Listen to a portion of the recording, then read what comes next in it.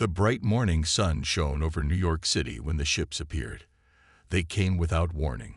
12 crystal-like vessels, each the size of a cruise ship, breaking through the clouds. Their surfaces glittered like diamonds, but deep cracks ran across their hulls. Smoke poured from several wounds in their sides.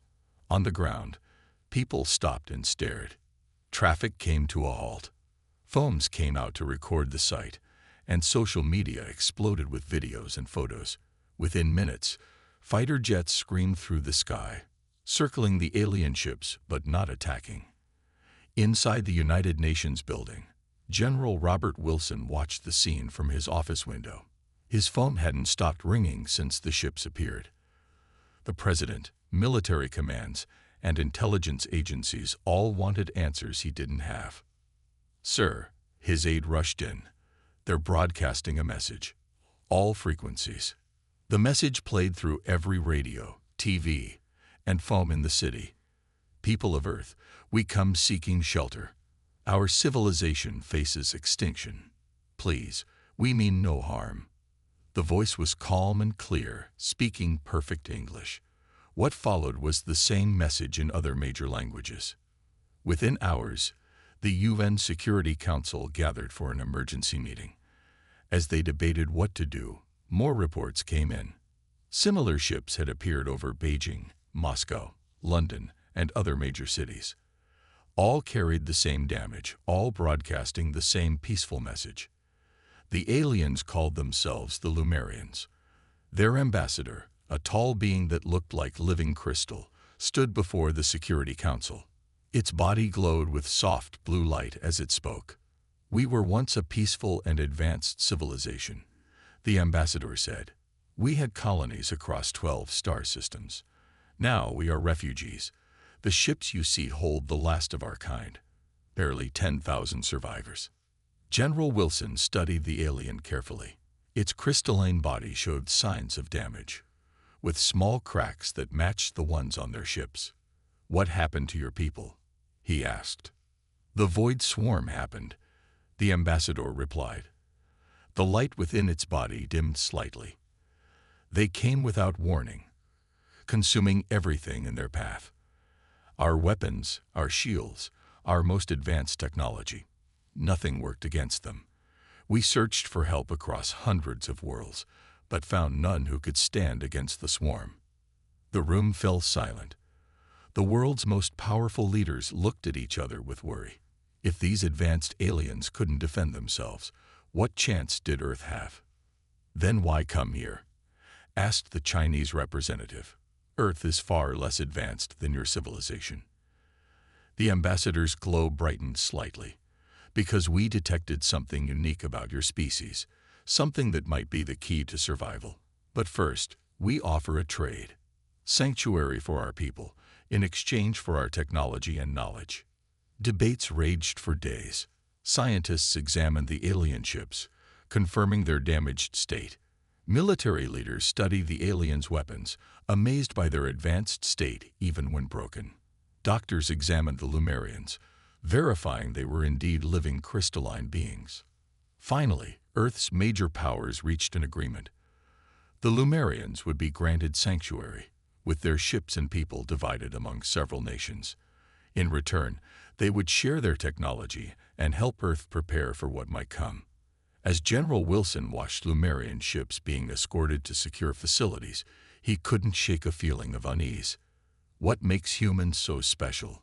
He wondered aloud. His question would be answered sooner than he expected. The void swarm was already on its way, and humanity's true strength was about to be tested. 3 months after the Lumerians arrived, General Wilson sat in a dimly lit conference room beneath the Pentagon. The holographic display in the center showed something that made his blood run cold, a massive dark cloud moving through space, consuming everything in its path. "This is the void swarm," said the Lumerian scientist. Clear voice. Its crystalline body pulsed with dark blue light as it spoke. "We recorded this footage as they destroyed our third colony." The recording showed thousands of black, insect-like ships swarming around a crystal city built on an asteroid. Within minutes, the city went dark. The crystal structures didn't break. They simply turned black, as if infected by some cosmic disease. They don't just destroy. Clear voice continued. They corrupt. They convert. Everything they touch becomes part of them. The alien's light flickered with what Wilson had learned to recognize as fear. Our technology made us especially vulnerable. The more advanced the system, the faster they could take control. Admiral Jones leaned forward, her face grim. How do they do it? The swarm operates as one mind spread across billions of bodies. They can interface with any advanced technology and turn it against its makers. Our quantum computers, our AI systems, our automated defenses, all became weapons in their arsenal. Wilson watched as more footage showed Lumerian ships firing on their own cities, their crystal crews helpless as their systems were overridden. Why didn't you just use simpler weapons? Clear Voice's body brightened slightly. By the time we considered that, it was too late. Our civilization depended entirely on advanced technology. We had no backup systems, no alternate methods. Everything was connected, automated, perfect, and perfectly vulnerable. The room fell silent as the implications sank in. Earth's relatively primitive technology might actually be an advantage. Their nuclear weapons, while powerful, couldn't be hacked like quantum systems. Their ballistic weapons needed no computers to fire. How long? Wilson asked. How long until they reach Earth? Clear Voice projected a new image, a map of the galaxy. The black stain spread across one sector, with a thin tendril reaching toward Earth. Based on their past movement patterns, we estimate 8 months. Maybe less if they detect us here. And what makes you think we stand a chance? Admiral Jones asked. If your advanced civilization fell, why would Earth be any different? The Lumerians' glow turned almost white with intensity. Because your people have something we lost long ago. Neural chaos. Neural what? Wilson frowned. Your brains. Clear Voice projected an image comparing human and Lumerian neural patterns. Your thought patterns are unpredictable, random. The swarm can't interface with human minds like they did with ours. We discovered this by accident when they tried to control the human crew of a trading ship. They failed completely. Hope flickered in Wilson's chest, but caution tempered it. So we're immune? Not immune, but resistant. Combined with your primitive technology and warfare methods, Clear Voice's light pulsed with what might have been excitement. You might be our last hope, the galaxy's last hope. Wilson stood up, his decision made. Then we better start preparing. And I have a feeling we're going to need a lot more bullets. The underground lab buzzed with activity as scientists from both species worked side by side. Dr. Lisa Cooper watched through a reinforced window as a soldier fired an ordinary rifle at a target. Next to it, a Lumerian weapon fired streams of energy. Both hit their marks perfectly. Fascinating, said Brightmind, the lead Lumerian researcher. Its crystal form glowed green with excitement. Your projectile weapons are so simple, yet so effective. Lisa nodded, reviewing the data on her tablet. No complex targeting systems, no energy signatures to hack, just basic physics and human skill. The tests have been running for weeks now. They discovered that while the Void Swarm could easily take control of energy weapons and smart bullets, they had no defense against simple lid projectiles. Even more surprising was what happened when they combined human and Lumerian technology. Watch this, Lisa said, pressing a button. Another soldier stepped up to the range, loading special ammunition they'd developed. The bullets were normal lead, but coated with Lumerian crystal compounds. The shot rang out. When the bullet hit the target, it exploded with both kinetic and energy damage. The target, made from captured Void Swarm material, didn't just break, it completely shattered. Your bodies are equally remarkable, Brightmind said, projecting a hologram of human DNA. The Void Swarm operates by finding patterns they can control.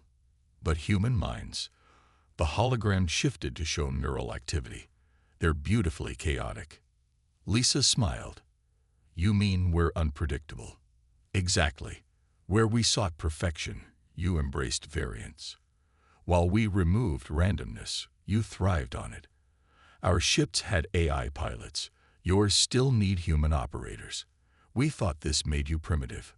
We were wrong. Alarms suddenly blared through the facility. General Wilson's voice came over the speakers. All personnel to battle stations. We've detected Void Swarm scout ships at the edge of the solar system. Lisa's heart raced as she gathered her research data. They had expected more time, but maybe this was better. Humanity was as ready as they'd ever be. They're coming to finish what they started with us. Bright Mind said, its glow dimming to a worried blue. Are your people truly ready for this? Lisa thought about everything they'd learned. How human unpredictability made their tactics impossible for the swarm to counter.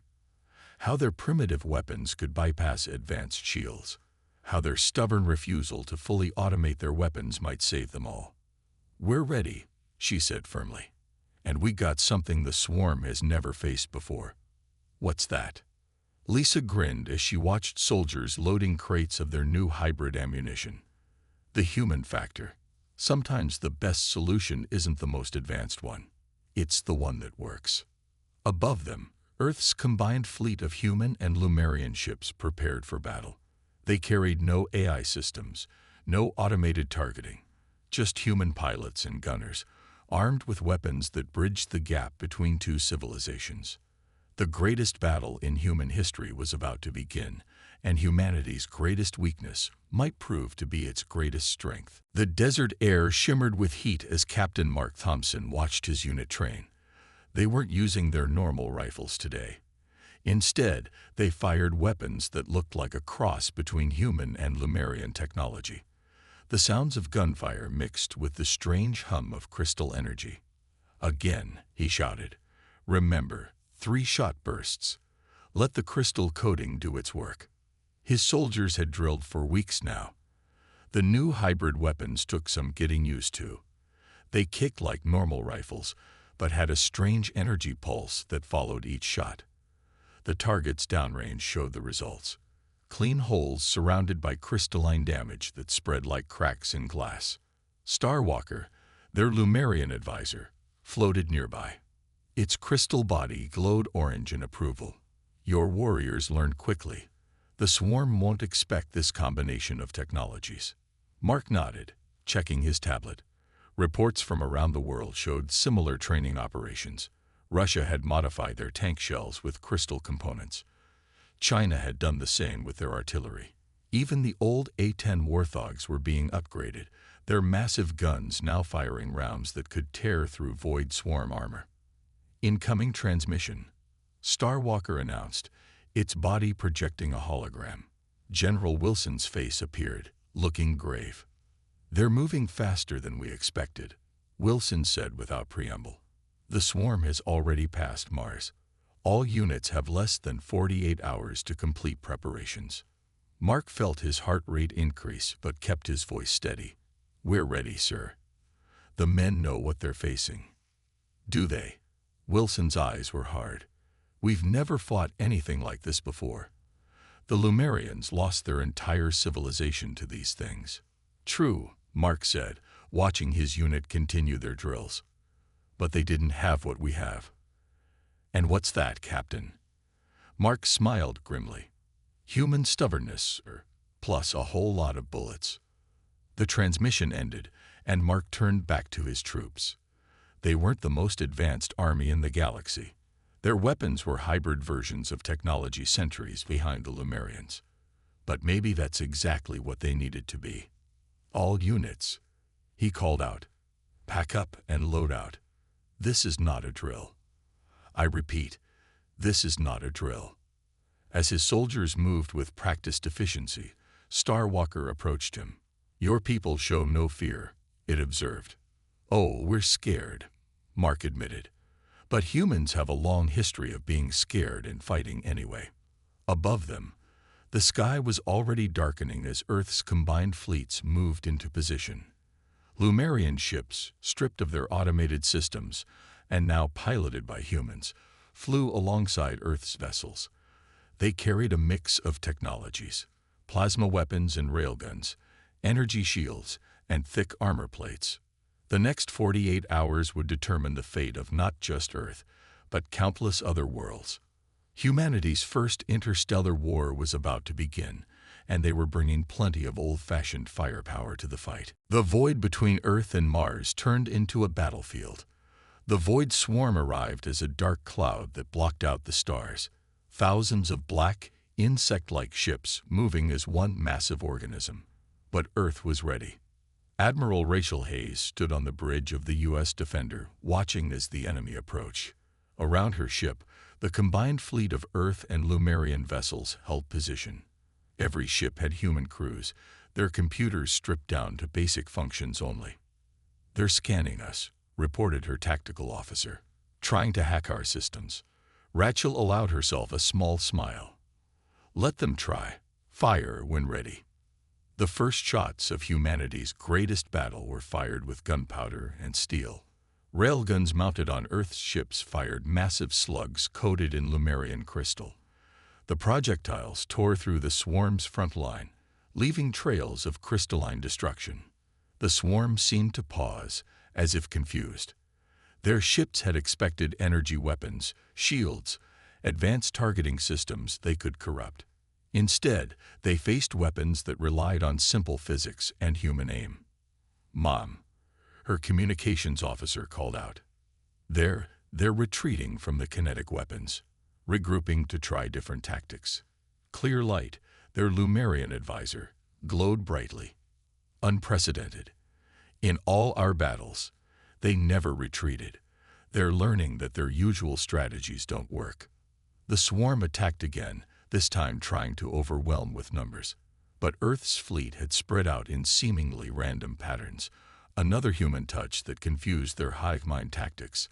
When the enemy ships got close, they faced not just big guns but fighters piloted by humans who had trained their whole lives to fly by instinct. "Squadrons 3 and 4, engage at will," Rachel ordered. She watched as Earth's fighters dove into the battle, their hybrid weapons combining human and Lumerian technology in ways the swarm had never encountered. The enemy's black ships began to fall. Without the ability to hack Earth's weapons or predict human tactics, they suffered unprecedented losses. Their hive mind actually worked against them. When one ship found a tactic didn't work, they all repeated the same mistake. "They're pulling back," Clear Light announced, its crystal body pulsing with excitement. "Beyond Mars orbit. We actually drove them back." Rachel kept her eyes on the tactical display. The retreat wasn't complete. The swarm was regrouping, probably trying to analyze what had just happened. But they'd proven something crucial. Humanity could fight them, could hurt them. "Send word to Earth," she ordered. "First engagement successful. Enemy forces retreating, but they'll be back with new tactics. Request permission to pursue and maintain pressure." As she watched the enemy regroup, Rachel knew this was just the beginning. But humanity had done what the Lumerians thought impossible. They'd won the first battle against the Void Swarm. Sometimes, being less advanced had its advantages. Near Jupiter's orbit, humanity launched its first major offensive against the Void Swarm. Captain Mark Thompson stood at the helm of the hybrid warship Thunder, watching as Earth's fleet moved into position. The massive gas giant loomed behind them, its red spot glowing like an angry eye. "Multiple swarm signatures detected," his sensor officer reported. "They're using a new formation. Tighter groups, overlapping shields." Mark nodded. The enemy had adapted after their first defeat, but so had humanity. Launch operation scattered shot. Across the fleet, ships broke formation in what looked like chaos. But there was method in the madness. Earth's tacticians had studied old naval warfare, particularly the age of sailing ships. The swarm, used to precise formations and predictable patterns, couldn't comprehend the seemingly random movements. "All batteries, fire at will," Mark ordered. The space around Jupiter lit up with weapons fire. Traditional missiles and railgun rounds mixed with crystal-enhanced projectiles. Human gunners, trusting their instincts rather than computer targeting, scored hit after hit. "The swarm is attempting to establish their hive link," reported Bright Star, their Lumerian advisor. "But the random patterns are disrupting their coordination." Mark watched as the battle unfolded. Earth's ships fought like old seafaring vessels, crossing the enemy's T and delivering devastating broadsides. The swarm's tight formation, designed to maximize their collective intelligence, made them perfect targets. "Launch fighters," Mark commanded. "Tell them to hit and run. Keep them guessing." Squadrons of human pilots dove into the fray. They flew erratically, breaking every rule of proper space combat. The swarm couldn't predict their movements because even the pilots didn't know what they'd do next. "Sir," his tactical officer shouted, "the swarm. They're actually fighting each other." Mark leaned forward, watching in amazement.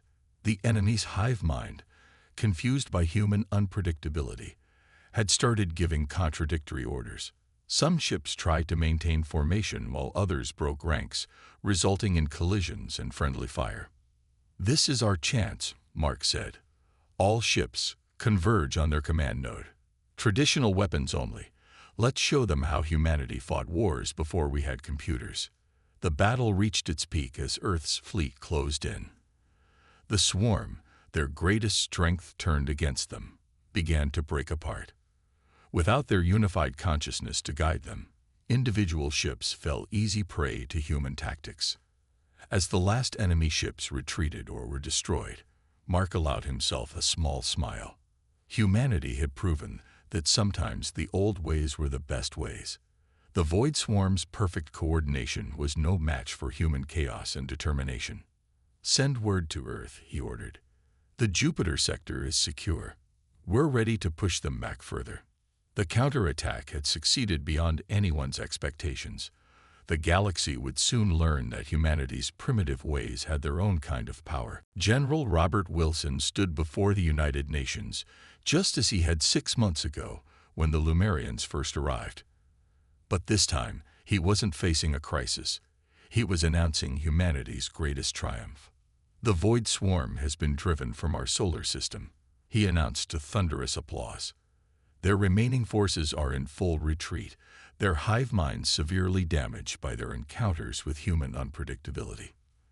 In the audience, both humans and Lumerians watched. The crystalline beings glowed with various colors of joy and amazement. Their race, once on the brink of extinction, had found not just refuge but champions. "But this victory isn't just for Earth," Wilson continued. "Already, we've received messages from 17 other civilizations seeking our protection. They've heard how human primitive warfare defeated the galaxy's greatest threat." On screens behind him, footage played showing the final battle. Earth ships, using tactics from ancient naval warfare, outmaneuvering the technologically superior enemy. Hybrid weapons, combining human simplicity with Lumerian crystal technology, tearing through swarm defenses. "The galaxy is changing," Wilson said. "For too long, civilizations believed that advanced technology was the answer to everything. They forgot the value of human insight, of instinct, of controlled chaos." Standing next to him, the Lumerian ambassador First Light glowed with brilliant white light. "We came to Earth thinking we would find primitive allies," it said. "Instead, we found teachers." The galaxy needed to remember what humanity never forgot, that the most powerful weapon is not a computer, but a mind that can think freely. The announcement continued with details of Earth's new role. Human Lumerian hybrid ships would patrol threatened systems. Earth would train other races in primitive combat techniques. The crystal technology of the Lumerians would be combined with human ingenuity to create new defenses. "We stand here today, not just as victors," Wilson concluded, "but as protectors. Earth is no longer a backwater planet. We are the defenders of those left defenseless, and we will not fail in this duty." As the ceremony ended, Wilson looked out at the crowd, humans and aliens together, celebrating not just victory but a new understanding. Sometimes the old ways were the best ways. Sometimes being primitive meant being free to think differently. The galaxy had gained new protectors, and if the Void Swarm ever returned, they would find not just Earth waiting for them, but a galaxy that had learned to fight back the human way, with determination, unpredictability, and plenty of old-fashioned firepower. Human civilization had proven that being less advanced wasn't a weakness. It was exactly what the galaxy needed to survive.